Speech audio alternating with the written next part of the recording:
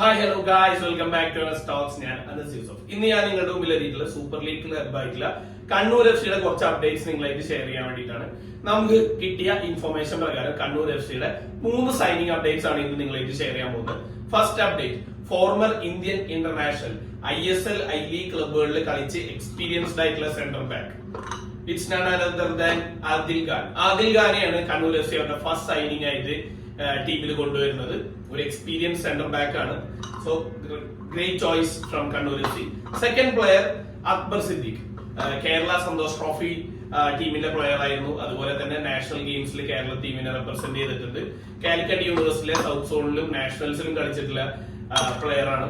മാത്രമല്ല ഇംഗ്ലണ്ട് FAയുടെ അണ്ടറിൽ ഫോമർ മാഞ്ചസ്റ്റർ യുണൈറ്റഡ് സ്കൗട്ട് ആയിട്ടുള്ള ഡേവിഡ് ഹോസ്റ്റണിന് ഈ കേരളത്തിൽ വന്ന് സ്കൗട്ട് ചെയ്തതിൽ ഉള്ള ആകെയുള്ള ഒരു മലയാളി പ്ലെയർ ആണ് അക്ബർ.